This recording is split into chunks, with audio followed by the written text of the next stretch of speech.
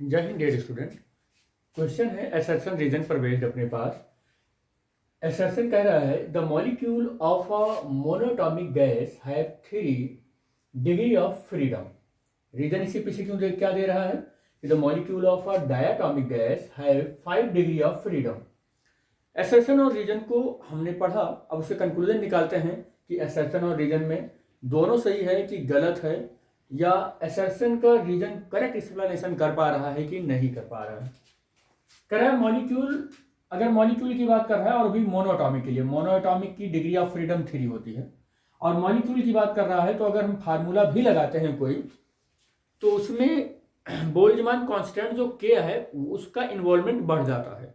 और अगर मोल की बात कहता तो इसमें हम गैस कांस्टेंट आर लेते।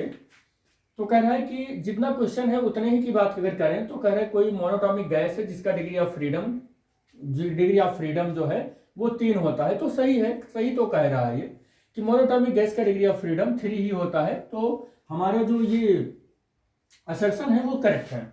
इसको करेक्ट होने के पीछे लॉजिक क्या दे रहा है कि molecule of the diatomic gas, अगर डायटॉमिक गैस की बात करें, have the 5 degree of freedom, तो सही है, उसका डिग्री ऑफ फ्रीडम 5 होता है। बेटे डिग्री ऑफ फ्रीडम का ये मतलब है कि how many directions molecules are rotate are in motion, कितने डिग्री में कितने डायरेक्शन में हमारा गैस का मॉलिक्यूल मोशन कर सकता है एट अ स्पेसिफिक टेम्परेचर, किसी स्पेसिफिक टेम्परेचर पर।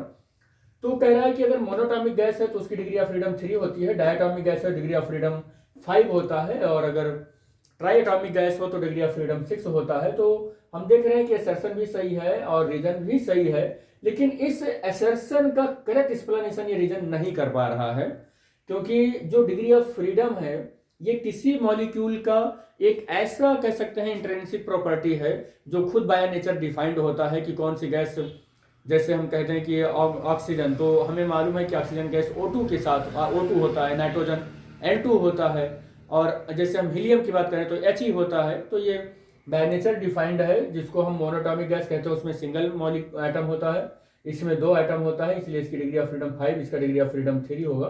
टेम्परेचर बढ़ने पर डिग्री ऑफ फ्रीडम चेंज हो जाती है, वो एक अलग कॉन्सेप्ट है, उसको मतलब किसी लेक्चर में हम लोग कवर करेंगे जब हम लोग की थ्योरी वाला पार्ट स्टार्ट करेंगे उसका। तो यहाँ पर दोनों करेक्ट है, लेकिन ये इसका करेक्ट एक्सप्लेनेशन नहीं दे पा रहा है। तो हम ये कह सकते हैं कि if both assertion and reason are true but reason is not correct explanation of the assertion, यानी कि ऑप्शन नंबर 20 का जो है वो करेक्ट है।